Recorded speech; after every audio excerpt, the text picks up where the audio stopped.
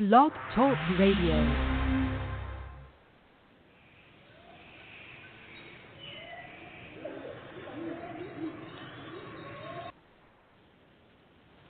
Hello, everyone. I would like to welcome you back to another Ohio Exopolitics. I'm your show host, Mark Snyder. Seems like for some reason I've been gone for quite a long time, although that's not the case. The last show was Tuesday, I believe. I'm not sure. I get these impulses at times. I'm not sure what they're all about.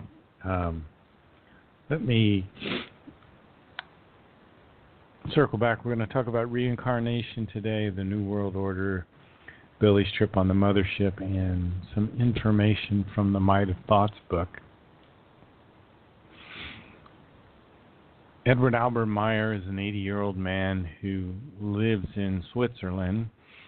He's about 45 minutes away from Zurich, which is one of the larger towns in Switzerland. Billy lives in a tiny mountain village nestled in the mountains and the pine forests of northern Switzerland. He has a center there called the Semyase Silver Star Center, and that's where the people come from all over the world to meet with the group, Billy's group. It's called FIGU, F-I-G-U. Roughly stands for a free community of interests. They focus pretty much on Billy's writings. Billy has written 50 books, roughly. These are typically written in German, and then someone will come along to translate them. 4 of the books, off the top of my head, are Might of Thoughts, The Way to Live, The Psyche, and The Goblet of Truth. These are bilingual books with one page in German and the other page in English. What are these books about? They're about learning to live your life and how to control your thoughts. They talk about the nature of the universe that we live in, what the purpose of our life is, certain creational natural laws. There are laws in the universe that govern how things work, like the law of love, the law of striving, the law of harmony. There's various laws that deal with how things work in our universe. Our universe is a young universe in terms of universes. There are, according to my information anyways, there are many, many different universes. Our universe is in the first stage of its evolvement. Universes evolve just like people evolve. Our universe has what's called a material belt, and that's the place where the galaxies, the stars are, the solar systems, the planets. Not all universes have the material belt. A material belt is physical matter, and higher evolved universes do not have coarse matter, as it's called in the Meier material. They have only what's called fine matter. And our universe is much older than our scientists believe. Our scientists look at the matter in our universe, which is about 45 billion years old, so they suggest that the age of our universe is 45 billion years old. It's much, much older than that because there's a process that goes on in the universe where energy is turned into matter, and then matter goes back to energy. It's kind of a cycle that occurs over time, and it's very similar to the reincarnation cycle. We live many, many lifetimes, and generally we don't remember those lifetimes, and that's a good thing because each lifetime has its own level of difficulty and level of disappointment and level of trial and tribulation, so we don't want to carry around all of the baggage of all those different lifetimes. So we start each lifetime fresh in terms of a new material consciousness. What is the material consciousness as opposed to the spiritual consciousness? This is one of the profound teachings in the Meier information. It says that we have what's called an innermost creational personality, which is centered around something called the Geist form, which is a German term. Geist form we translate as spirit form, and the spirit form is located in the center of your middle brain in an area called the superior colliculus. And all animals and all plants have a spirit form, and for example, your cats or your dogs have a spirit form. And it's probably centered in an area of their middle brain as well. Now, the superior colliculus is the area that controls sight. It controls the integration of your other senses. And your spiritual consciousness has all the memories of all those previous lifetimes, which on average is about 4.5 million years, I believe, for a typical Earth human spirit form. There are many, many human races out there in our universe. We're not alone. However, our particular space-time configuration, our stars are very far apart, and it's difficult for the lower developed races to get from star to star. It takes quite an investment of time to do that, and quite an investment of material. Earth is very interesting in that we've had civilizations on the Earth that go back hundreds of thousands, even millions of years. Some of these civilizations were extraterrestrial. And there have been cycles of disasters on the Earth that caused the rise and fall of these civilizations. So as Graham Hancock says, we're kind of a people who have gotten amnesia. We've forgotten who we are. Some of the spirit forms on Earth, some of the human spirit forms are 8 to 12 million years old. And they have lived during the time of Atlantis and the time of Pelagon and the time of these earlier civilizations, which archaeologists like Brian Forster are starting to put the pieces together that show the evidence of these prior civilizations.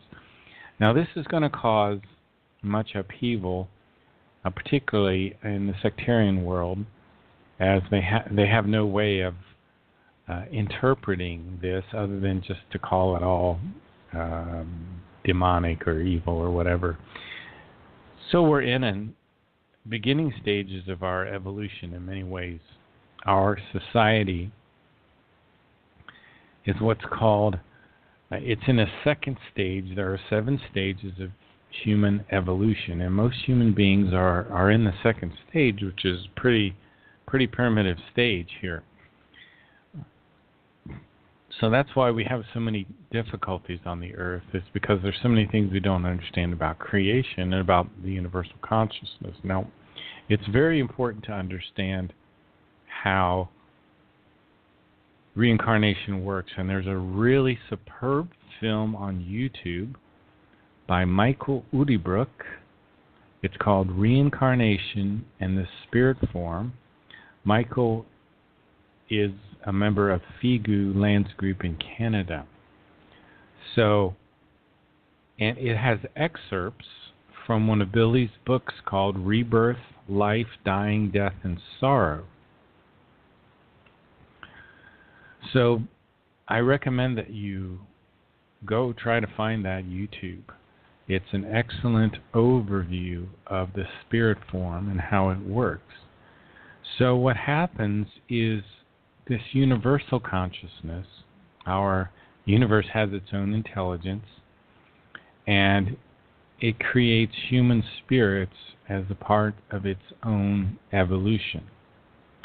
And that spirit form has to evolve independently from the universal consciousness, in a sense. It evolves independently from all other spirit forms. It evolves by living through material lifetimes. It evolves because we have a material consciousness. Your personality, your subconscious, your unconscious mind is a part of this material consciousness. And your spirit form is neutral, completely neutral. And the goal of the spirit form is to collect wisdom and knowledge through these countless reincarnations. So we have 7 evolutionary steps, and to get through all these 7 steps takes billions of years.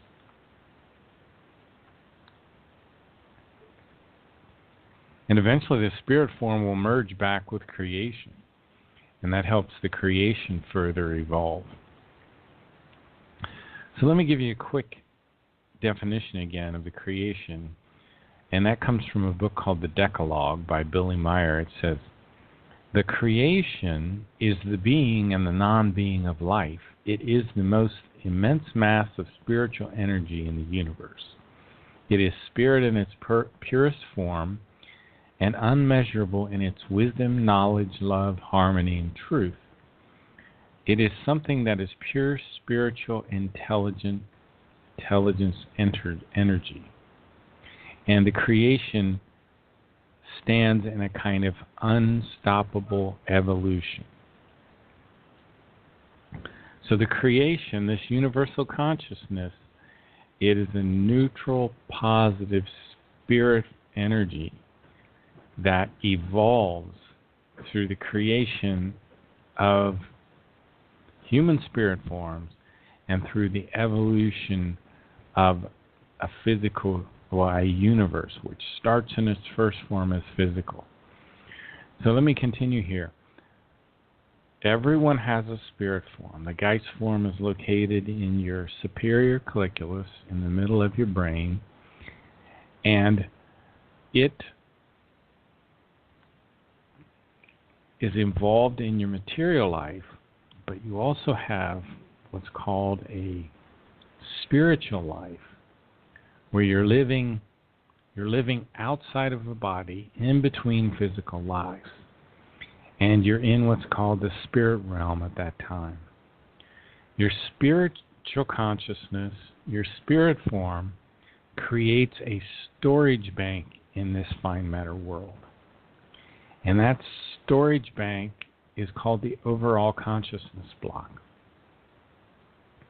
And in that overall consciousness block is where the new consciousness is created for the new material lifetime.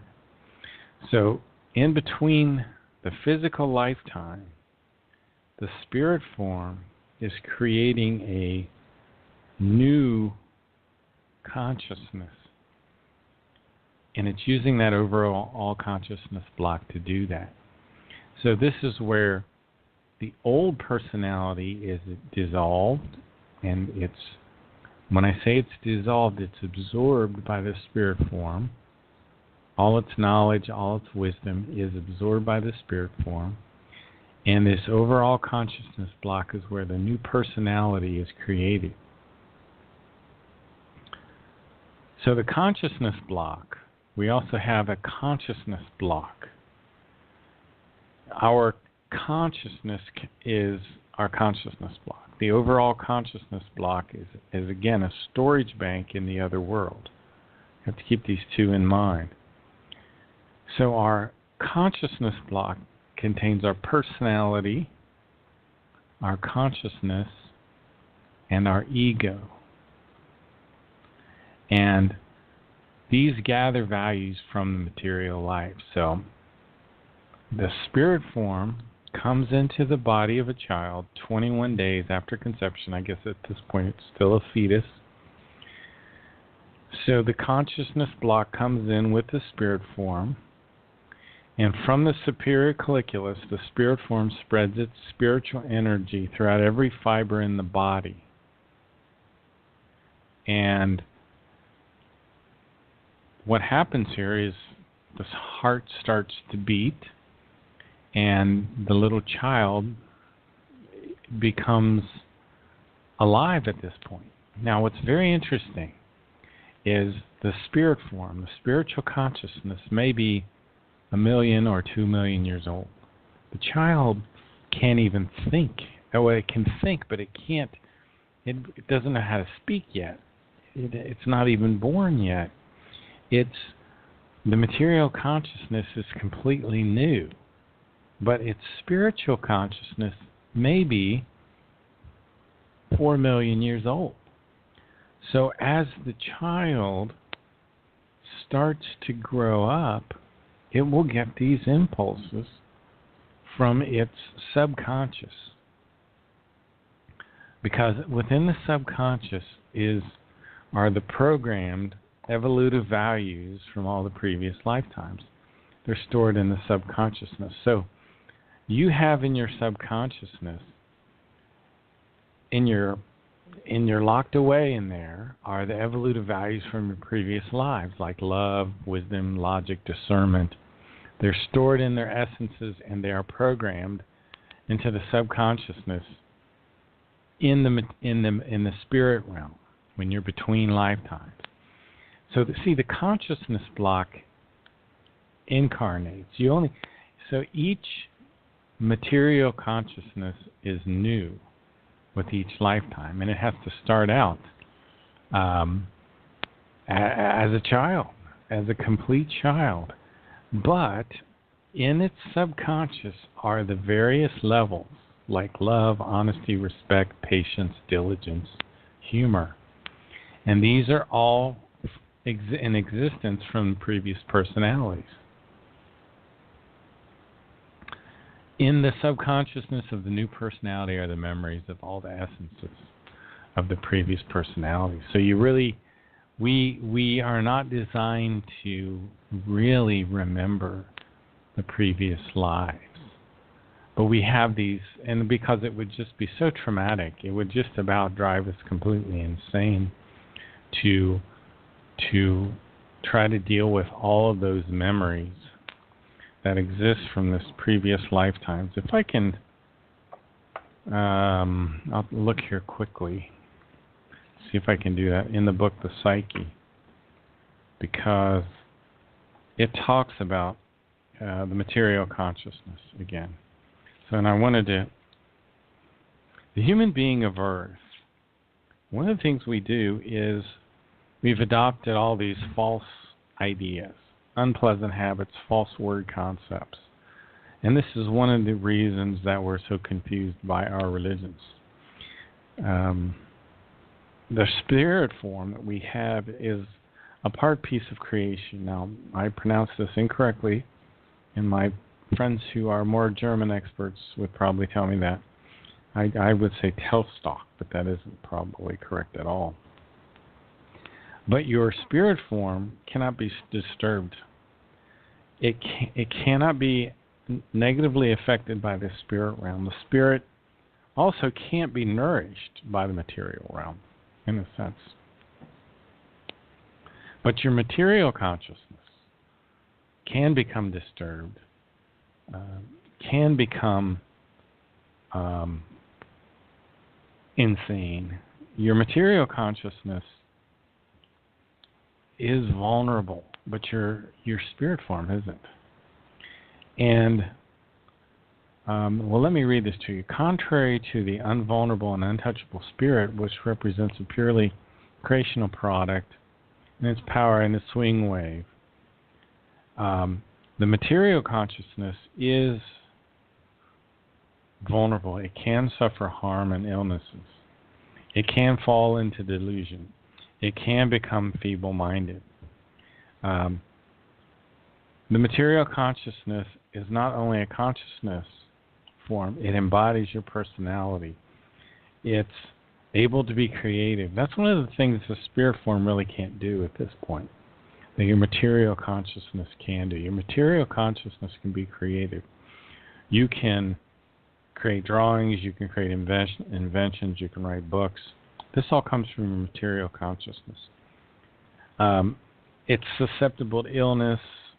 Your material consciousness can fall into megalomania. Haughtiness. You can be arrogant. The material consciousness, its thoughts and feelings. It has its own thoughts and feelings. And there is the swinging wave, which is something that comes out of these electromagnetic swinging waves. These are built up electromagnetic fields, which are not bound to matter. And these can generate incredible forces. And I believe these come from your Gemüt, which is the area that controls the thoughts and feelings of the spiritual consciousness.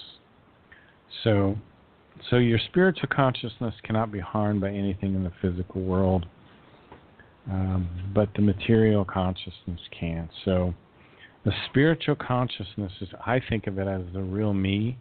It's your innermost creational personality. Unfortunately, we have also the term called the soul. And what we really have is something called the psyche. And the psyche continues to exist. It is your psyche controls the thoughts and the feelings of your material consciousness. But it kind of, the energy of your psyche also goes throughout your whole body. It's half material and it's half physical. Now your psyche can go out of what's called harmonious balance. It can be positively or negatively unequalized. Your spirit form can't. So what we're always striving to do is to remain keep the material consciousness in equalized harmony. This is one of the creational natural laws. To think in harmony, to be neutral positive, to be balanced in your thinking. Not that we eliminate the negative, but by the same token, our thoughts should be confident, optimistic, relaxed, cheerful, just to name a few. So this is a quick overview. I wanted to give a quick overview of reincarnation again, and we will come back to that in subsequent shows. But I want to also talk about Billy, in his book called The Goblet of Truth, talks about something called the secret dark order. And there's a lot of people, a lot of alternative researchers, which talk about this new world order, the secret dark order. People like Alex Jones and David Icke and Jordan Maxwell and many, many others talk about the new world order. I know the Meier material does say there is a secret dark order and does talk about the plan to try to microchip human beings and the plan to completely create a civilization of tyranny. They talk about the rise of the robot people. The New World Order people talk about transhumanism. In many ways, we're talking about the same thing, so I want to spend a little time on that today. It seems that our political parties tell us what we want to hear. And once they get in office, they do something totally different. We have also a system called the take, make, and throw away system. We kind of worship an economic god. That's destroying our planet. We always want economic growth. So even an oil spill, when an oil tanker sinks, we call it economic growth because a lot of money changes hands to clean up the mess. So economic growth, overpopulation, is destroying our beaches, it's wiping out our forests, and all the great areas of great beauty on the planet. Our economic growth is our new god. We bomb civilizations, we bomb populations in the excuse of protecting them. We eat genetically modified food that modifies us. Now, eventually, genetically modified food will be very good and very helpful. But we're a long way from that. And the Meier material talks about far into the future, genetically modified foods will help us. Not now, I don't think they do. Vaccines. Our vaccines are full of chemical toxins. They put crap into our bodies. That we force these vaccines on young children as they're still forming. And this toxic crap is mandated by law. The world is a madhouse. And the world will probably see you and I as insane, and perhaps this is to be expected because, we're called the crazy conspiracy theorists that believe that there's life in the universe beyond the earth, that there are other civilizations out there. I call them human beings too, but continuing. The whole idea of conspiracy theory came because the CIA wanted to discredit the people that thought Kennedy was assassinated, but not in the way that, not by the lone nut gunman. Always were taught that this great individual that was trying to free us from this tyranny that's being formed is always killed by the lone nut gunman. Have you ever seen that? It's a repeating story. Kennedy was assassinated this way. Lincoln was killed by the lone nut gunman. If you've ever heard of the Clinton death list, there's 100 people that either killed themselves or usually suicided themselves, and they shoot themselves twice in the head with a gun. Now, how do you do that? Anyway, we tend to reject things that are not considered normal. The system wants us to have a rigid belief system, and the elites want us to have these rigid belief systems. And this is one of the reasons why we have two political parties right now that are so diametrically opposed. And Trump has been represented as the person that will allow for good change, and he may have some good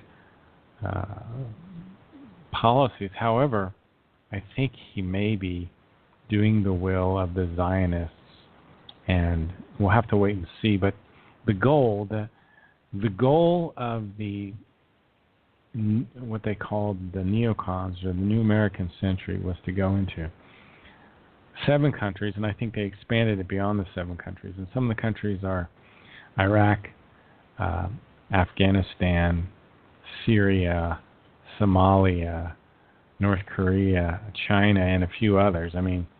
So this is the goal in the background, is regime change. And we're seeing our country, regardless of who the president is, going into these other countries and following war. So there's a hidden hand in the background that is causing these wars, and I believe they've already decided to attack North Korea, which is, of course, insane. Anyway, people have become more and more disillusioned with the political system, and the political system needs to continue to put its puppets in power. Obama was the first black president. Hillary was supposed to be the first woman president. Trump is the puppet that's in there now. The people have come up with some ways of stopping the system. We have to come up with a way of stopping this system. During the Bush administration, we had the neocons in the New American Century, which is what I was telling you about, the PNAC document. And this document said that we needed a new Pearl Harbor, which was 9/11. And the war on terror is justified by 9/11. So the neocons, and we have something equivalent to that called the democons in the Democratic Party. These neocons and democons really are the same force. And Billy calls it the secret dark order. And there's the same dark force that's doing everything in the background. So anyway, it's a very strange thing. There's a person from the Black Ops called Corey Snodgrass. I'm going to try to get him back on. We had him originally scheduled to be on the show, and he had a horrible car accident, was in the hospital. And, well, he talks about something called Operation Indigo Skyfall. We're being attacked from 3 different levels, from the air, water, and the food. But we'll talk more about that in the future. Remember, the world government these elites want a world government, a cashless society, an Orwellian state where we're completely surveilled. There'll be the denial of the truth. It'll be a tyranny. They want a microchip population, a world central bank, a world army. You won't be allowed freedom of expression. You won't be allowed to have freedom of movement. This is the tyranny that's being brought forward. And these insane New World Order people, whoever they are, they had visions of 3 world wars. They've been successful at creating 2 of them. They want to create a 3rd one, and Billy talks about this 3rd world war as well. So what we're seeing is a civil war in Syria. This is all planned ahead of time. So we'll talk more about this in the future. I wanted to switch gears and talk about Billy's trip on the Mothership again. And this occurred right around 1975. You know, Billy at this time was having contacts with a woman named Semyase. Semyase is a player, and Billy's first 11 years, were with a man named Svath. Svath was his original mentor, and I believe those contacts took place from about 1942, probably to 1953, and then Billy was, he got a second mentor, a woman named Asket from the Tao universe. Svath was a 1,000-year-old extraterrestrial human from a star system called the Pleiadian star system. And I may have mentioned this briefly at the beginning of the show, but our universe, our material universe, is divided into 7 what you might call dimensions or space-time configurations. And Svath's people, the Pleiadian, are from this other space-time configuration, which is some 80 light years beyond our Pleiades. They're not really Pleiadians. If you come across people talking about Pleiadians, these people tend to really not understand what's going on. And I think that was by design. And the Pleiadian did this intentionally, so we would have an easy way to weed things out in the future. So the Pleiadian, they used to have bases here, right around all the way up until 86, I think it was. Bases in North America, bases in Switzerland. The bases in Switzerland are about 300 years old, and I think bases in Asia somewhere. But they're gone. They left around, I think it was in 1995 that they all left for some reason. But during the 1975, I was in my very early teens at that time.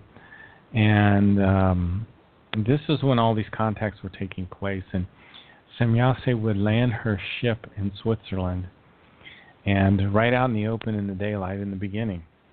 And they would have these wonderful conversations, her and Billy. And these conversations were recorded in a contact report called Contact Report 31. And if you go out to what's called the Future of Mankind site, you can read this. And there was a synopsis written by Wendell Stevens. Wendell Stevens was a colonel in the Air Force who headed up the investigation of the Meier case, and he put together some private investigators that went over to Switzerland there and did a quite thorough job just to collect objective information, like recordings of the ships, to talk to the eyewitnesses. There was about 100 of them. At some point, they got metal samples from Billy.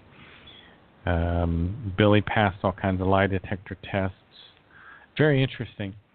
But this contact occurred on July 17th, 1975 at about 10 a.m.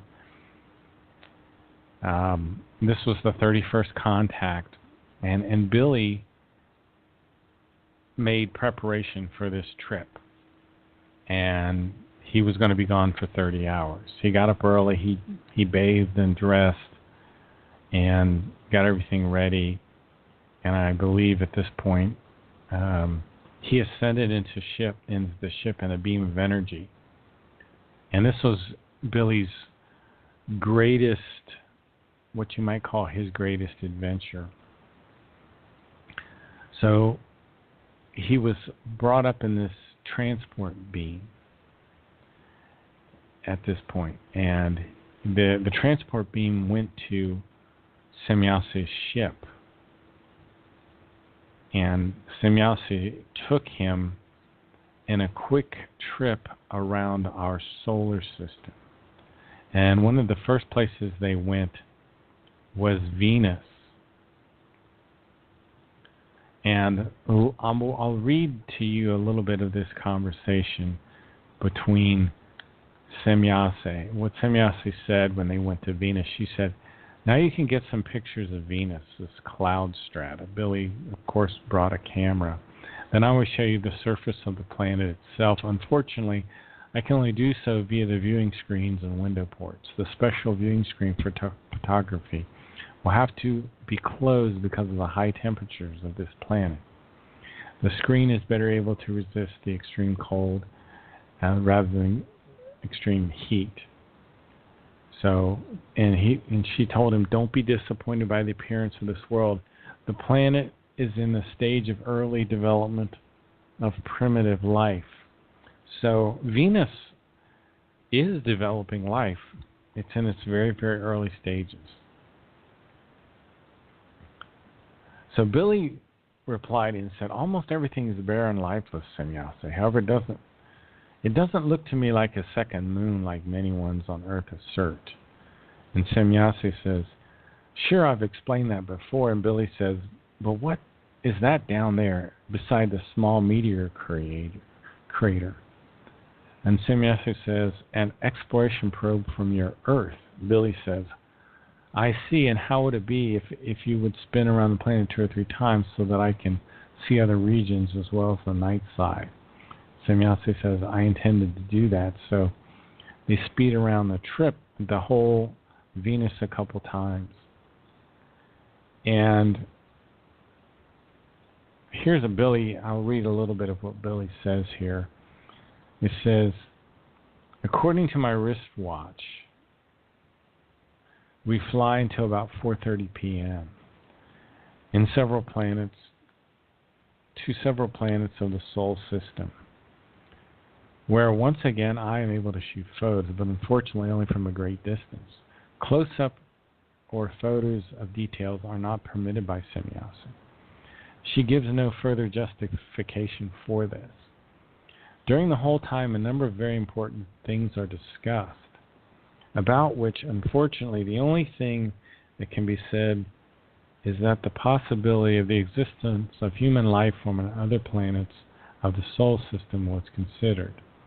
This in particular, because it has often been said and written in books that such life forms would have or had contacts with Earth humans, or with some of us. Such claims were mostly made about life forms from Jupiter, Saturn, Uranus, and Mars.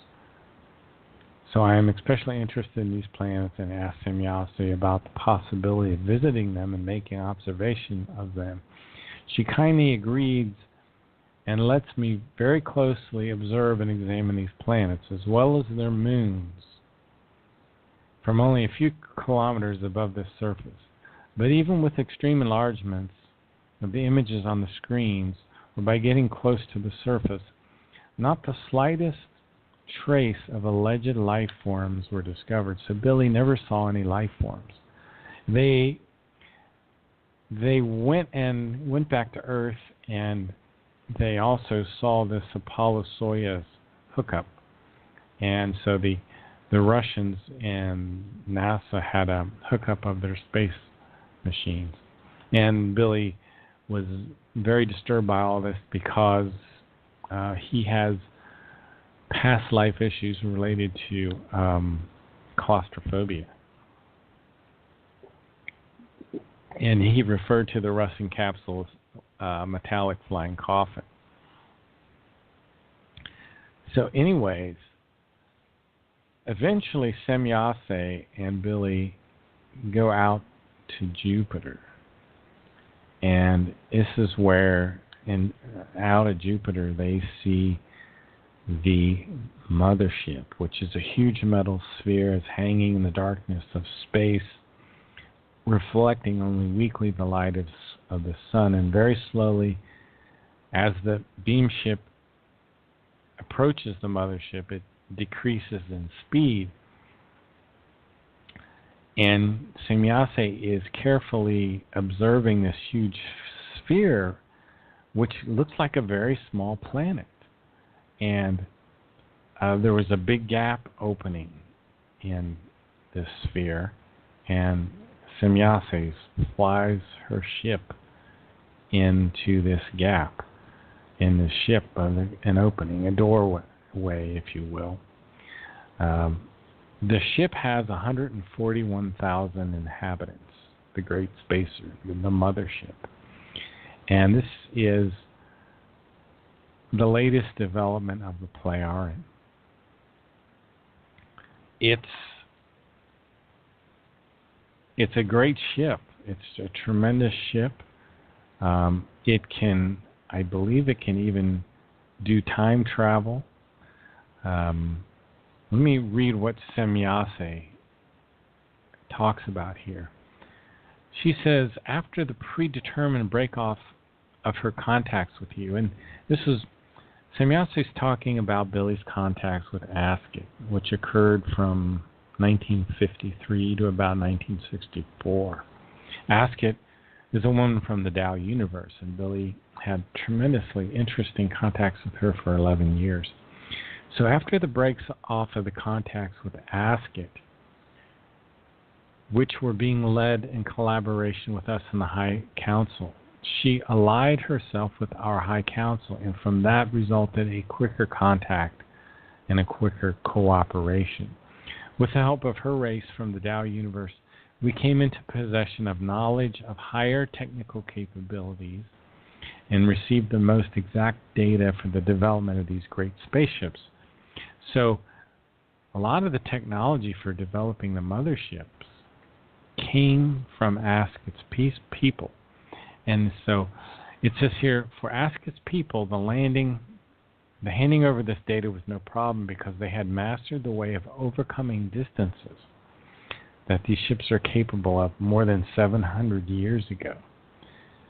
In Earth years, Asket's race is about 350 years ahead of the Pleiaren in all technical fields.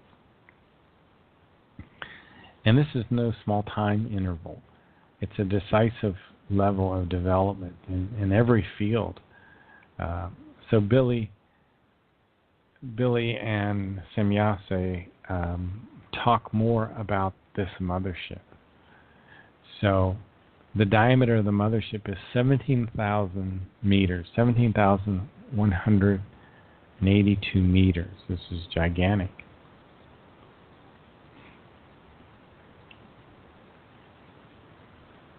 So I'm just skimming here quickly down through here. So Billy and Semyase, they land her ship inside this hangar, and then they eventually get on another small little transport device in the great mothership, and they're going up vertically, heading towards the very top level of this mothership. And they come to an opening in this shaft, I guess, as they're going upward. And in this opening, they see a gigantic landscape. Let me read what it says here. It says, for minutes we climb up with increasing speed until Semyase suddenly stops the floating vehicle and docks it into a side compartment in the wall.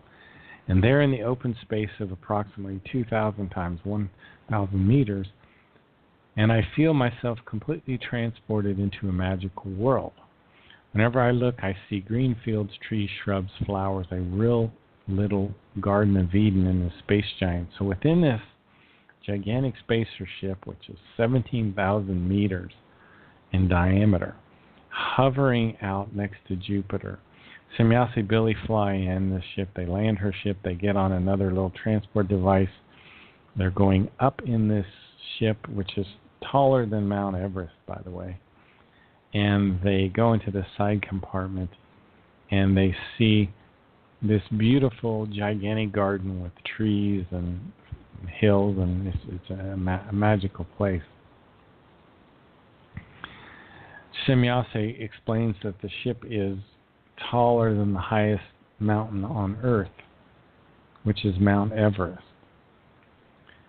And they continue to go up higher and higher in this ship, where Billy is going to meet Ptah, who is Semyase's father, and is the leader of this mothership. And Semyase explains the leader of the mothership is a JHWH, or what's called an Ishwish. Now, Billy is not one to be submissive, so he makes some comments that he will not grovel in the dust in front of the Ishwish, who is the leader of the ship. So eventually, Billy gets to continue to, well, let me read what it says here. It says, this is Semyase.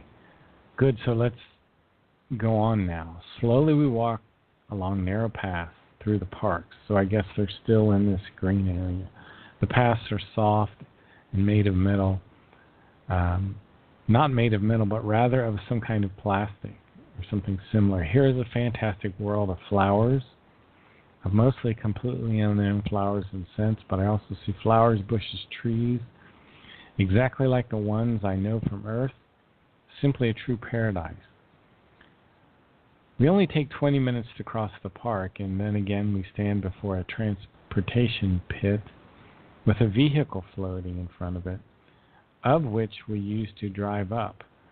If I may use the term, with increasing speed we float higher and higher again. Suddenly, the firmament lies open above us. As far as my eyes can see, over the end of the shaft, I see nothing but the infinite vastness of the universe. Stars twinkle, and I ask myself, how could we have simply floated out into space? Because we should not be able to survive up here, where there is no air. And I understand things quickly enough as we reach the end of the shaft, because at the end of this lies the cupola, which Semyase had spoken of. An enormous space exists here, with console-like furnishings in which apparatuses and screens are embedded. Before them are human beings and an unknown to me form of life, which I soon recognize as being biomechanical. Real biomechanical humanoid androids. The whole command center is a giant dome cupola, several kilometers in diameter. So this bridge on this ship is several kilometers in diameter. And over the whole thing spreads the free cosmos. And I wonder how one can still breathe. Then I remember the completely transparent walls of the hangar. And it becomes evident to me that the whole ceiling of the cupola must consist of transparent metal. So on the roof of the bridge of this great ship, which the bridge is kilometers in diameter, is a transparent material, a transparent metal. It is not glass. It's a very stable metal alloy. But it, for all intents and purposes, acts like glass. So this is a tremendous technological wonder, this great spacer. And then Billy eventually gets to meet with Semyasu's father, Ptah, who's the leader of this great ship. So I wanted to finish out the show talking about the Mighty Thoughts book, which I think is probably, every book of Billy's is so important, but this is probably one of the most important thoughts, the most important books that you could ever study, because one of the great problems here on the earth is we are a humankind that's ill in our consciousness. And Elizabeth Moosberger wrote the dedication in this book. So the book which lies before you is dedicated to a humankind that's ill in our consciousness, so that it finds again the creational natural way which lost long ago. So this book is designed to strengthen your sanity. I like to put it that way, to make you more sane and clarify your thoughts and stabilize your mentality. So our consciousness can only evolve through independent thinking. But unfortunately, our society is more stunted because everything is programmed. We are getting programmed by television, radio, newspapers, magazines, and books. CNN is complete mind control. It's hard to imagine that we live in a society where independent thinking is rare. So what I emphasize for people is that they focus on learning logic, learning to think independently. Our religions have brainwashed us to think in terms of faith, but we should be thinking in terms of logic, because logic will help you maintain what's called the neutral balance. We have a good human nature. If you think in terms of faith, if you think in terms of, or the lack of thinking, which is being programmed by the mainstream media, you will get very badly out of control of the good human nature. In fact, we're being programmed by the mainstream media with violent video games, violent sports, violent movies. It's to create the upheaval of our consciousness. If we maintain neutral, positive balance in our thinking, eventually, no matter how religious we are, we will think independently for ourselves, and we will become more logical over time. And it's very important that we understand that the might of the human being is anchored in our thoughts. You are the forger of your own fortune. You are the master of your own destiny. You create your own good luck by good thoughts, which bring good feelings, and good feelings which bring good habits, and good habits which produce good circumstances in your life. There's an old saying which says the human being is the forger of his or her own fortune, and you create your own good luck. The external circumstances of your life will be molded by your thoughts. Remember, your thoughts will create the circumstances and the environment that you live in. It is the nature of the thoughts. It is that by their power alone, every conceivable thing can be brought into fruition. So we are the creator of our personality, of our morality. We are the smith of our entire life circumstances, our environment, and our destiny. One of the things we have to learn to do is to clarify our thoughts. To clarify our thoughts means to make things less confused, more clearly comprehensible. And this involves a lot of repetition. It involves some memorization, but mostly it involves understanding. And understand that your consciousness is like a garden. And if you think good, neutral, positive thoughts, that garden will be filled with flourishing plants. If you think in terms of negative thoughts, you will have confusion. You will have lack of understanding. Confusion comes from a Latin term which means to pour things together, to mingle things together, to lose the boundary, the distinction between things. Our thoughts need to have a zeal. They need to have a target. They need to have an ultimate destination point. And for my clarification of thoughts, I go back over things over and over again. And I think the word Klärung is the German word for clarification. So we need to clarify our thoughts. All wrong, useless, negative, impure thoughts need to be eliminated. Emmanuel said, "Truly I say to you, love that is unlimited, constant, and unfailing is unconditional." And he said, everything within the human that is human must die, but everything of the creation must rise up in you.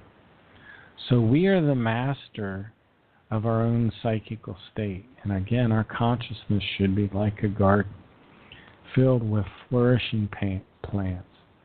So our thoughts, once they are animated, once they are created, they develop their own life, exactly like plants. So do not allow negative thoughts to remain in your psyche, because it's the negative thoughts which disturb the feelings and then also disturb the psyche.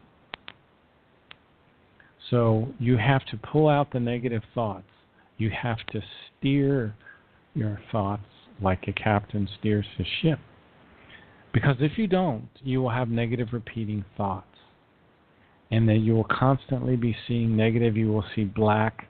You will not be able to control your thoughts. You will repeat your unpleasant thoughts so many times that you will make yourself miserable and you can make yourself sick. You have to break this habit. Do not allow negative rotating thoughts to maintain in your consciousness. Well, that was our show for this afternoon. I am working silently now to try to bring you more guests and more programs. I always love to hear from you. Thanks for the folks that have sent encouraging letters. I hope this information has been beneficial to you today. We'll talk to you tomorrow, hopefully. Have a great day.